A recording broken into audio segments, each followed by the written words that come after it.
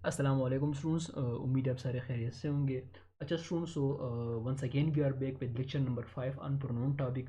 Till now I have delivered 4 lecture on this topic, और जो भी जितने भी मोस्ट इंपॉर्टेंट पॉइंट्स थे वो ऑलमोस्ट किसी हद तक हमने डिस्कस भी किए हैं, and we are about to conclude this topic. बहुत ही जल्दी जो है ना हम इसको कंक्लूड कर देंगे इस टॉपिक को।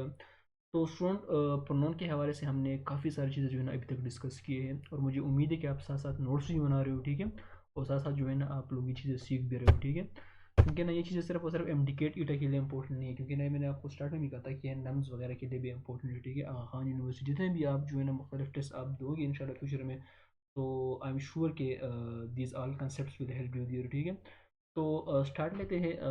पॉइंट नंबर जो है ना हम तकरीबन ऑलमोस्ट हमने 17 पॉइंट्स अभी तक डिस्कस किए, अभी हम 18 से स्टार्ट लेते हैं। अच्छा स्टूडेंट, आप लोगों ने ना जहन में एक चीज़ याद रखनी है, ठीक है। अगर ना अब देखिए, ज़रूरी नहीं है कि किसी भी सेंटेंस में जो है ना प्रोनाउंस जो है ना सिर्फ और सिर्फ सब्जेक्ट की जगह हो है। कभी कभार प्रोनाउन जो है ना सब्जेक्ट की जगह भी होती है, ठीक है, स्टार्ट में भी होती है। कभी कभार प्रोनाउन जो है ना एंड में भी होते हैं, कभी कभार दरमियान में भी होती है। तो मतलब प्रोनाउन आपको सेंटेंस में मुख्तलिफ जगहों पे नजर आएंगे, ठीक है स्टूडेंट्स। लेकिन ये कि तमाम प्रोनाउंस जो है ना आपस में रिलेटेड होते हैं किसी हद तक, ठीक है स्टूडेंट्स। तो आप लोगों ने एक चीज़ जो जहन में याद रखनी है वो ये है कि स्टूडेंट्स, जब भी आपको ना स्टार्ट में दो प्रोनाउन नज़र आए और वो एंड के थ्रू जो है ना वो कंबाइन हुए हो, ठीक है। कहने का मेरा मतलब क्या है, दो प्रोनाउन हो और वो एंड के थ्रू जो है ना वो ज्वाइन हुए हो, ठीक है। लेकिन लाइक मैं कह सकता हूँ कि आई एंड यू, ठीक है, दो प्रोनाउन है ना। तो इस तरह के कोई दो प्रोनाउन हो, ठीक है। और अगर जो है ना वो स्टार्ट में आ जाए, ठीक है, और स्टार्ट में है, और इस तरह एंड के दरमियान एंड के थ्रू जो है ना अगर वो ज्वाइन हुए हो, ठीक है। तो एक तो ये दोनों प्रोनाउन स्टार्ट में आए, ठीक है। और फिर जो है ना इन दोनों प्रोनाउन की जगह एक प्रोनाउन भी आपको दरमियान अब in the middle of sentence या at the end of sentence भी यूज़ करना पड़ता है कभी कभार, ठीक है। तो कहने का मतलब ये है कि अगर इस तरह दो प्रोनाउन हो स्टार्ट में सेंटेंस के, और वो जो है ना एंड के थ्रू ज्वाइन हो, और फिर सेंटेंस के एंड में अगर आपने कोई प्रोनाउन वगैरह यूज़ करना है इन दोनों प्रोनाउनों के लिए मिलके, इन दोनों प्रोनाउंस के लिए मिलके, तो फिर वो जो प्रोनाउन होगा एट द एंड सेंटेंस में जो यूज़ होगा ना, वो किस तरह होगा, आई के मुताबिक होगा या यू के मुताबिक होगा, ये आपको किस तरह डिसाइड करना है। वो इस तरह डिसाइड करना है कि जो टेबल में फर्स्ट हो, लाइक ना फर्स्ट सेकंड थर्ड इस तरह होता है ना। तो इन इन दोनों प्रोनाउन में से जो आई एंड यू है ना, इनमें से जो प्रायोरिटी वाइज जो सबसे पहले आता हो ना, तो आप लोगों ने उन्हीं के मुताबिक जो है ना आप लोगों ने प्रोनाउन यूज़ करनी है eight the end of the sentence, ठीक है। ये चीज़ मैं आपको क्लियर करता हूँ सेंटेंस के थ्रू। अगर आपसे ना मैं एक सेंटेंस पूछूं कि he and I will complete dash homework, ठीक है। अब सेंटेंस है he and I will complete dash homework. अब आप क्या यूज़ करोगे यहाँ पे, he and I will complete has work, या he and I will complete my homework. तो आप किस तरह ये डिसाइड करोगे। तो यहाँ पे ना थोड़ी सी कन्फ्यूजन हो जाती है, ठीक है स्टूडेंट्स। तो कन्फ्यूजन क्लियर करने के लिए आपको इस तरह करना पड़ेगा कि ही एंड आई में देख लेके कौन सा प्रोनाउन जो है ना first person second person third, मतलब कौन सा प्रोनाउन इन दोनों में से पहले आता है। पहले आता का मतलब ये है कि first person second person third person ना। तो फर्स्ट पर्सन पहले, फिर सेकंड पर्सन, फिर थर्ड पर्सन, इस तरह होता है ना। तो आप लोग इसमें इस तरह डिसाइड करोगे। तो अब ना आपके पास दो प्रोनाउंस है, ठीक है। एक है ही और दूसरा जो है ना आई है, ठीक है। तो अगर आप देख ले तो 1 2 3 के मुताबिक, फर्स्ट सेकंड थर्ड पर्सन के मुताबिक, इनमें से फर्स्ट पर्सन कौन, फर्स्ट पर्सन पहले आता है ना, फिर सेकंड पर्सन, फिर थर्ड पर्सन ना। तो इनमें से जो सबसे पहले आता है वो ये है ना, ठीक है, फर्स्ट पर्सन पहले आता है। तो ये जो है ना ये पहले सेंटेंस पहले ऑर्डर में पहले ये आता है, ठीक है स्टूडेंट्स। तो अगर ये आता है तो इस होमवर्क से पहले जो प्रोनाउन यूज होगा ना वो आई के मुताबिक होगा, ठीक है स्टूडेंट्स। और एक चीज़ जो आप लोगों ने जहन में याद रखनी है स्टूडेंट्स, कि आई का जो प्लूरल है ना वो अस है, ठीक है students, us, plural of I is us. ये चीज़ आप लोगों ने जहन में याद रखनी है, ठीक है स्टूडेंट्स। तो he and I will complete, sorry us नहीं है यार, सॉरी ओवर है, ठीक है स्टूडेंट्स, ओवर, आई का प्लूरल है ओवर, ठीक है।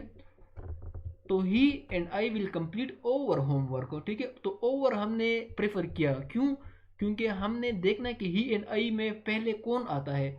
तो पहले आई आता है ना, क्योंकि वो फर्स्ट पर्सन है ना। फिर ही तो थर्ड पर्सन है ना, तो फर्स्ट ग्रेटर है थर्ड से है ना, ऑर्डर के हवाले से, ठीक है।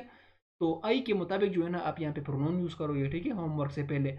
और चूंकि आई का प्लूरल ओवर है तो आप लोग जो है ना ओवर यूज़ करोगे, ठीक है। एक और सेंटेंस, एक और एग्जांपल है। अब मैंने इसकी एक्सप्लेनेशन भी आपकी ये है यहाँ पे मैंने जो है ना ये पे मेंशन की मैंने, कि I is the first person and he is the third person. अब आई इन दोनों में से फर्स्ट पर्सन है और ही जो है ना थर्ड पर्सन है, और ये दोनों जो है ना एंड के थ्रू जो है ना ये दोनों कंबाइन हुए हैं। As I comes first and table, first and table मतलब ये कि 1 2 3 के मुताबिक जो है ना first person second person third, तो इनमें से आई जो है ना फर्स्ट पर्सन है ना, और फर्स्ट पर्सन जो है ना वो पहले है 2 से, और फिर 2 जो है ना पहले है 3 से। ठीक है स्टूडेंट्स, तो इस तरह आई के मुताबिक जो है ना आप लोगों ने होमवर्क से पहले प्रोनाउन यूज़ करने हैं। ठीक है, तो pronoun will be according to the I and plural of I is over. ठीक है, क्योंकि यहाँ पे दो बंदों की बात हो रही है तो फिर आप लोगों ने जो है ना प्लूरल यूज़ करनी है ओवर। ठीक है, एक और एग्जांपल है, you he and I will submit you he and I will submit dash task to a teacher। तो ये डिफरेंट यहाँ पे आप लगा सकते हो, लाइक आपके जहन में ये भी आ सकता है कि you he and I will submit our task, या you he and I will submit your task, या you he and I will submit his task। तो इस तरह आपके जहन में मुख्तलिफ ऑप्शन आ सकते हैं। तो आप लोगों ने सही वाला ऑप्शन किस तरह डिसाइड करना है, वही दोबारा आप देख ले कितने प्रोनाउंस है, एक यू है, ठीक है, दूसरा क्या है, दूसरा जो है ना ही है, और तीसरा जो है ना हमारे पास आई है। ठीक है, तो आप देख ले कि यू ही एंड आई में से फर्स्ट मतलब प्रायोरिटी वाइज कौन कौन सा पहला आता है। ठीक है, पहले कौन सा आता है इन तीनों में से, तो फर्स्ट पर्सन पहले होता है, फिर सेकंड पर्सन फिर सेकंड आता है। ठीक है, और फिर जो है ना थर्ड पर्सन होता है। ठीक है, तो इन तीनों में से देख ले कि इनमें से प्रायोरिटी के मुताबिक कौन सबसे ज़्यादा प्रियोरिटाइज होना चाहिए, तो वो आई है ना, आई पहले आता है ना, फिर सेकंड पर्सन फिर थर्ड पर्सन ना, तो ये पहले, फिर बाद में ये, फिर इसके बाद ये।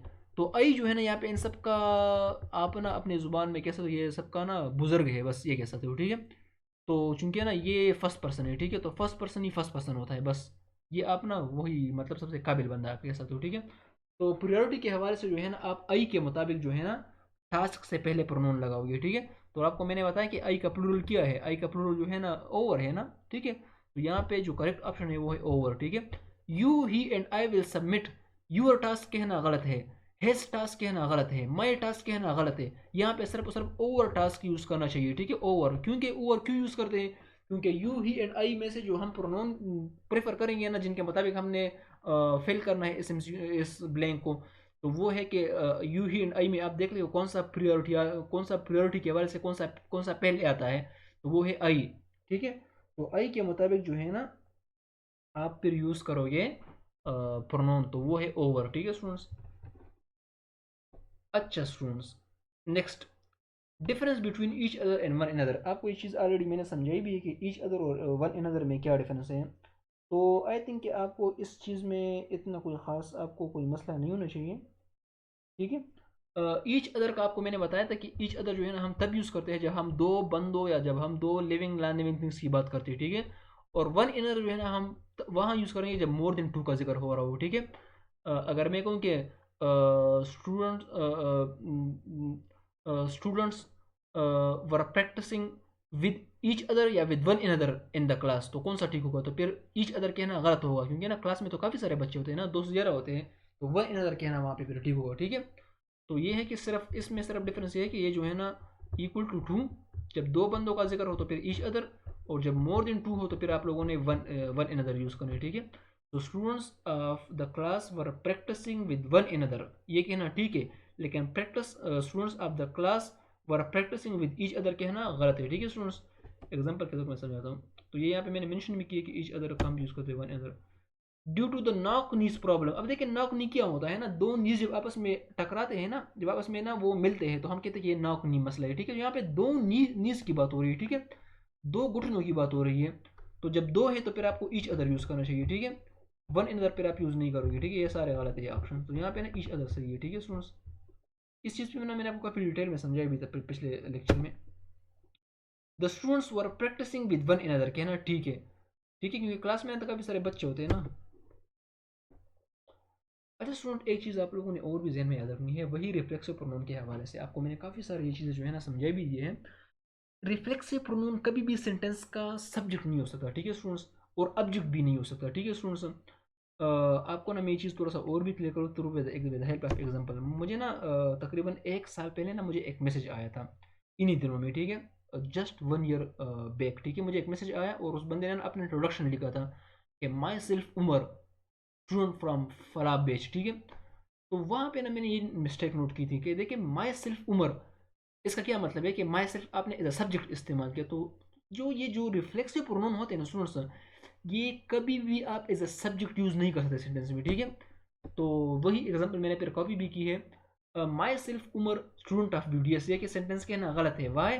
क्योंकि ना ये जो रिफ्लेक्सिव प्रोनाउन होते हैं ये कभी भी सेंटेंस के स्टार्ट में नहीं आते, ठीक है। ये कभी भी जो है ना सेंटेंस का सब्जेक्ट होता है ना ये कभी भी सेंटेंस का ऑब्जेक्ट होता है, ठीक है स्टूडेंट्स। ये तो जस्ट फॉर रिफ्लेक्शन के लिए जो है ना हम यूज़ करते हैं। सुमेरा एंड माई सेल्फ, अब देखिए वर डूइंग डिस्कशन, अब देखिए सुमेरा एंड माई सेल्फ क्या है, ये भी सब्जेक्ट कंपाउंड सब्जेक्ट है ना, ठीक है, ये दोनों मिलकर एक सब्जेक्ट बनाता है। तो सुमेरा एंड माई सेल्फ कहना गलत है, ठीक है। माई सेल्फ हम यूज़ नहीं कर सकते क्योंकि ना माई सेल्फ एक रिफ्लेक्सिव प्रोनाउन है, और रिफ्लेक्सिव प्रोनाउन कोई भी सेंटेंस का सब्जेक्ट नहीं आता, ठीक है स्टूडेंट्स। तो यहाँ पे इसलिए सेंटेंस इनकरेक्ट है। John John and I my self will investigate the matter, ठीक है। अब ये कहना ठीक है, ठीक है। हियर माई सेल्फ इज, अच्छा यहाँ पे ना अब स्टूडेंट्स फिर कंफ्यूज करते हैं कि सेंटेंस में ना ये क्या, अब देखिए स्टूडेंट्स यहाँ पे John and I my self will investigate the matter, यहाँ पे जो माई सेल्फ है ना यहाँ पे रिफ्लेक्सिव प्रोनाउन नहीं है, ठीक है स्टूडेंट्स। अब देखिए सब्जेक्ट के करीब आया है, अगर आप देखें तो फिर आप ये लोग समझोगे कि यार ये तो सब्जेक्ट के करीब आया है तो सब्जेक्ट नजर आ रहा है, ऐसा नहीं है, ठीक है ना। यहाँ पे जो है यहाँ पे ये रिफ्लेक्सिव प्रोनाउन है ही नहीं, यहाँ पे जो एम्फेटिक प्रोनाउन है, और आपको मैंने समझाया था कि जो जो जो एम्फेटिक प्रोनाउन होते हैं ये वर्ब के बाद नहीं आते, बल्कि एम्फेटिक प्रोनाउन जो है ना ये हमेशा और हमेशा जो है ना सब्जेक्ट के करीब होते हैं, ठीक है। जिस चीज़ को आप स्ट्रेस करते हो ना ये उस चीज़ के करीब होती है, ठीक है ना। तो ये आप लोगों ने एक चीज़, आपको मैंने एक चीज़ समझाई थी कि ये जो रिफ्लेक्सिव प्रोनाउन होते हैं हमेशा वर्ब के बाद होते हैं, ठीक है ना, वर्ब के करीब होते हैं। और जो रिफ्लेक्सिव प्रोनाउन होते हैं ये किसी नॉन के करीब होते हैं, ठीक है स्टूडेंट्स। तो ये चीज़ आपके जहन में होना चाहिए, ठीक है। Here myself is emphatic not reflexive, तो ये आपके जहन में होना चाहिए। Fahad discuss the issue with myself, अब देखिए यहाँ पे तो है ना myself as object of the sentence use हुआ है, तो आपको मैंने कहा कि ये ना सब्जेक्ट हो सकता है ना ऑब्जेक्ट हो सकते हैं, ठीक है। Fahad discuss the issue with me, ठीक है। तो माई सेल्फ की जगह मी यूज करना ठीक है, क्यों?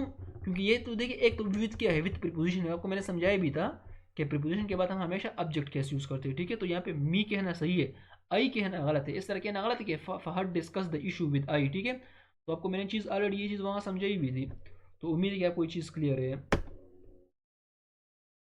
यस ये करेक्ट सेंटेंस है कि John and I will investigate this matter, ठीक है। तो यहाँ पे ये ठीक है, लेकिन जॉन एंड माई सेल्फ कहना गलत है, ठीक है, क्योंकि जॉन सब्जेक्ट है एंड आई के बाद जो है ना फिर हमने सब्जेक्ट यूज़ करना है, तो आई कहना जो है ना वो ठीक है।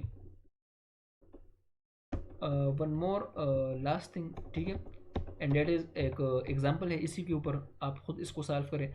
Fahad and myself are waiting for the interview, इनमें से इनकरेक्ट वर्ड कौन सा है? तो ऑब्वियसली यहाँ पे जो है ना माई सेल्फ यूज़ करना गलत है। वाई? क्योंकि माई सेल्फ कभी भी सेंटेंस का सब्जेक्ट नहीं हो सकता।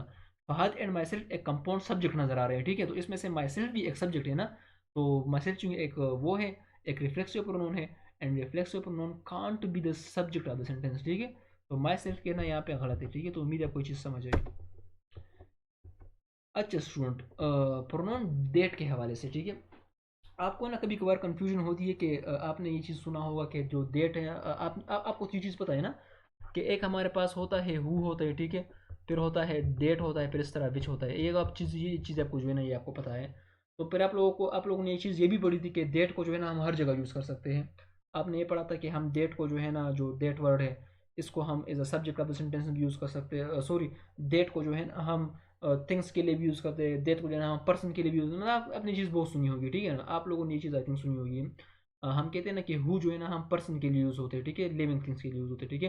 फिर हमने कहा कि विच को जो है ना हम नॉन लिविंग के लिए यूज़ करते हैं, ठीक है। और फिर हमने हुम वगैरह सारी चीज़ें मैंने ऑलरेडी आपको समझाई भी है। लेकिन जब बात डेट की आती है तो फिर स्टूडेंट्स कहते हैं कि डेट जो है ना हर चीज़ के लिए यूज़ होता है, ठीक है। ऐसा नहीं है, ठीक है स्टूडेंट्स। डेट के ना जो है ना आप डेट जो है ना किसी खास मखसूस जगहों पर जो है ना आप यूज़ कर सकते हो, ठीक है। उनमें से एक केस ये भी है कि जब भी आपको सुपरलेटिव सेंटेंस में नजर आए ना तो फिर आप लोगों ने वहां पे हुम ये चीज़ें फिर आप लोगों ने यूज़ नहीं करनी, ठीक है। फिर आप लोगों ने स्ट्रेट फॉरवर्ड आप लोगों ने जो है ना डेट यूज़ करना है, लाइक किस तरह, Fahad is the tallest boy in the class, that that rotate fence with hand, या हु रोटेट, कौन सा आपको, अब देखिए अगर आप सेंस के बेस पे बात करें ना तो आपके जहन में तो ये भी आएगा कि यहाँ पे जो है ना यहाँ पे हु लगाना ठीक नजर आ रहा है। Fahad is the tallest boy in the class who rotate fence with hand, यहाँ पे तो देखिए हु कितना जबरदस्त नजर आ रहा है, तो लेकिन यहाँ पे हु आप यूज नहीं कर सकते। वाई?